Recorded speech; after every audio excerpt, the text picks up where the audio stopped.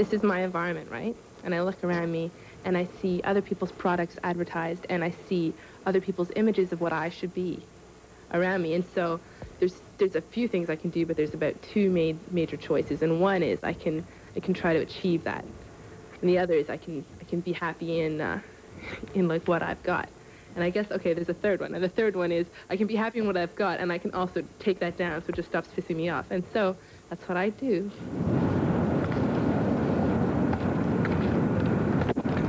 I think there has to be action against the ads. As I said, like, their main priority is to normalize the product through their ads and their sponsorships. The government has tried a few times to make these ads illegal, and they've always been turned down. The problem with these kinds of actions is it's really hard to get the media involved, because you can't do something illegal and then go to the media and say, hey, my name's Bob, here's my phone number. You know, like, you can't publicize an illegal act. So that's why it hasn't been spreading. There have been tons of illegal acts going on in Toronto in the past year or two.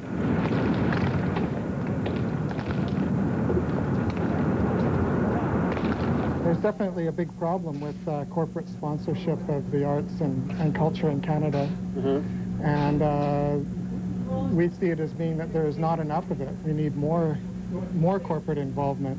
And also the sponsorship that there is too wimpy. We feel like it really needs to be much more direct, and it would be more powerful, sell more cigarettes and more beer. Sure, there's lots of beer and cigarette money out there for rock, but it's all namby-pamby. Why don't they just get in there, buy some bands, you know, and sure, you might have to, you could change the name a little bit, you know, like you could have Smoky Men on a Smoky Planet and get them out there selling cigarettes. I think that culture jamming will be the the movement of our information age, when people rise up and start saying, hey, I want to have my 30-second message on TV. I want to put my advertisement in a magazine. I want to have a say. I want to participate in this democracy, not just do all the listening. Here in New York, artists have been using the tools of advertising to subvert the messages of advertising, mostly liquor and cigarettes, for almost a decade. I want you to meet one of the originators of this culture jamming form. His name is George Rodriguez. He lives in a loft here on Canal Street. You might have to gain up here, Jay. It's pretty dark. This is a real thing. Oh, this is great. Basically, we have no way of fighting against these billboard companies, these advertisers, because we don't have the same amount of money that they have to back these things. So the only way we can change it is actually where they end up, and that is on the cabs, you know, on those huge ads on the sides of buildings.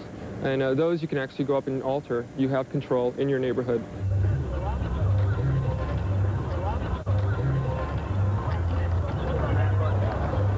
Pull it just a little bit.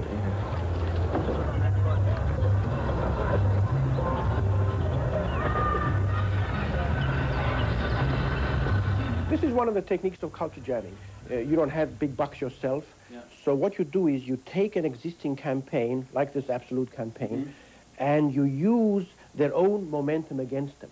Yeah. It's like, you're fighting judo and some big monster is coming at you, and instead of trying to fight them head on, you use their own energy against them, and you slap them down on the ground with their own momentum.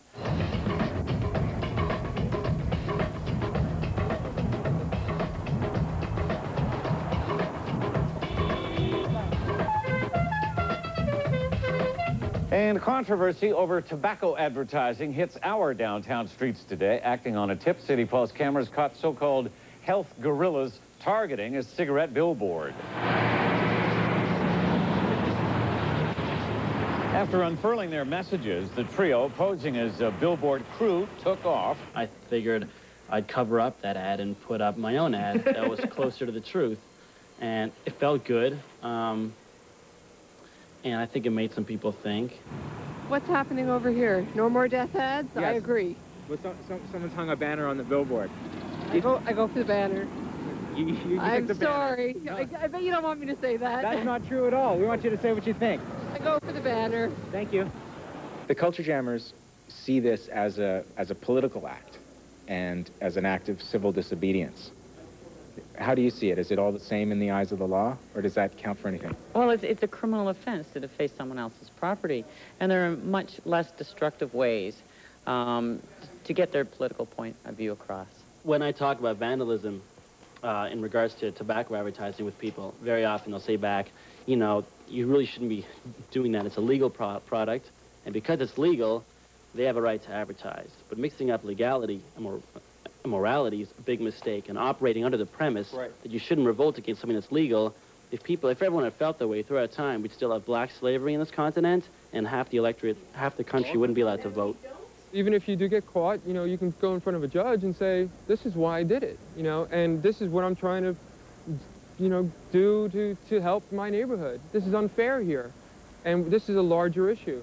If anybody is watching and doesn't like what they see on TV, doesn't like what I'm saying, doesn't like what the billboard down the street says, they can change it. Like, it's within their means. For some reason, because money and people own this and you're a big company, blah, blah, blah, people are convinced that they can't take control of their environment. But physically, just as much as the guy who owns the billboard, they can climb up and do something to it, or they can go and, like, if they can touch an ad, or if they can see an ad and it can affect them, they can affect it back. Let me just, while I got the chance here, do a little culture jamming, because we're talking about putting stickers over top of logos and stuff. So let me just rock the house here.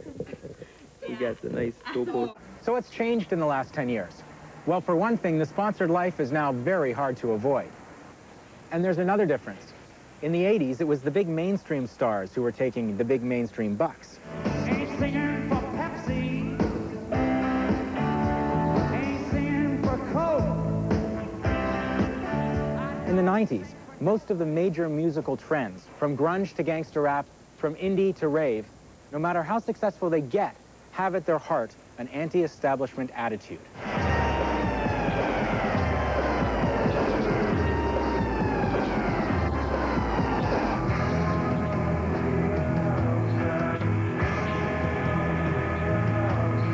We don't got no all-American smiles. They don't even want to buy our record, but they got to buy our record because we represent the street. So the sponsorship debate in the future has a tougher question to deal with.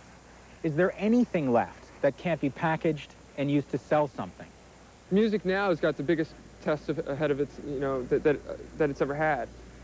Now everything is being turned into a commodity. Okay, how legitimate is a rock and roll culture in this country if it is completely sponsored by large corporations? Like, how real is it then? You know, where do we, who's going to really take it seriously? And I think rock and roll generally is at that kind of critical stage, in that, you know, is it becoming just a caricature of rebellion, or is it? Is it a caricature of resistance, or is it the real thing? You can change the world, and I think that, you know, if anybody's ever read Machiavellian theory, you know, they're saying, you know, well, there's a system set up. You can change it. You can change it. Just have fun doing it. Don't let it beat you up. Everybody loves you when you're a star, and nobody questions what it takes to go that far. Yeah, life is a sleazy stranger, and this is his favorite bar.